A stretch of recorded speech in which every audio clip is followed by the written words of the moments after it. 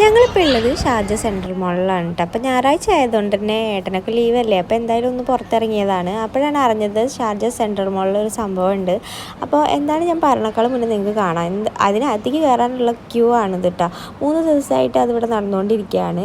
3 ദിവസത്തിന് ക്യാഷ് ഒന്നും വേണ്ട, ഫ്രീ ആണെന്ന് പറഞ്ഞപ്പോൾ എല്ലാവരും അടിച്ചറുത്ത് എത്തിയിരിക്കുക കേട്ടോ.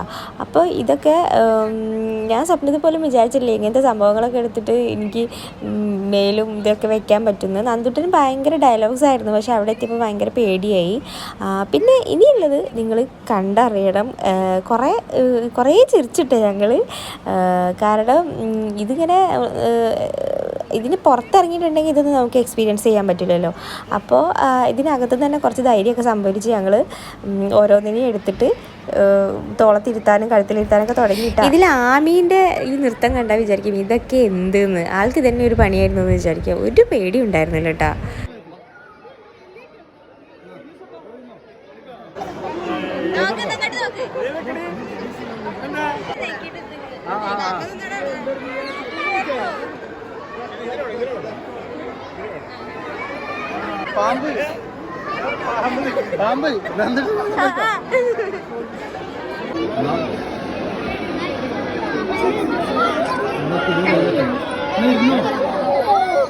That was the most amazing thing ever.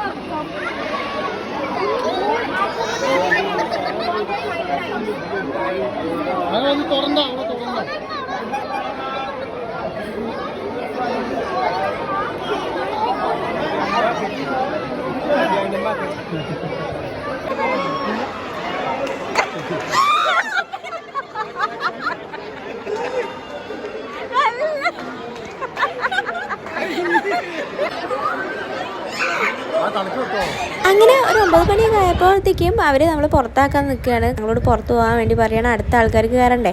അപ്പോൾ അതുകൊണ്ടാണ് അങ്ങനെ. അത് കഴിഞ്ഞിട്ട് ഞങ്ങൾ പിന്നെ പോവുകയാണ്. അപ്പോൾ ഈ ഒരു സംഭവം എന്ന് വെച്ചിട്ടുണ്ടെങ്കിൽ ഞാൻ വിചാരിച്ചിട്ടില്ല ഇങ്ങനെ ഒരു പാമ്പിനൊക്കെ എടുത്തിട്ട് എൻ്റെ കഴുത്തിലൊക്കെ ഇങ്ങനെ വെക്കുന്നൊക്കെ. എവിടെ നിന്ന് എനിക്ക് ധൈര്യം കിട്ടിയെന്ന് അറിയില്ല. ഇപ്പം എൻ്റെ മനസ്സിലെന്താണെന്ന് വെച്ചിട്ടുണ്ടെങ്കിൽ എന്ത് സംഭവം ആയിക്കോട്ടെ എന്തായിക്കോട്ടെ ഒക്കെ ഒന്ന് എക്സ്പീരിയൻസ് ചെയ്യണം.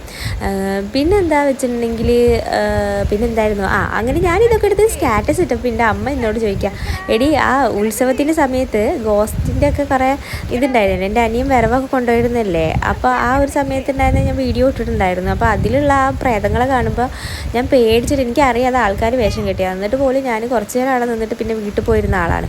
അപ്പോൾ അമ്മ ചോദിക്കുക ഇതൊക്കെ എങ്ങനെ, എനിക്ക് എന്തേ പറ്റിയെന്ന്. അപ്പോൾ ഞാൻ അമ്മനോട് പറഞ്ഞു ഒന്നും നോക്കിയില്ല ഒക്കെ അങ്ങോട്ട് ചെയ്തു എന്ന്.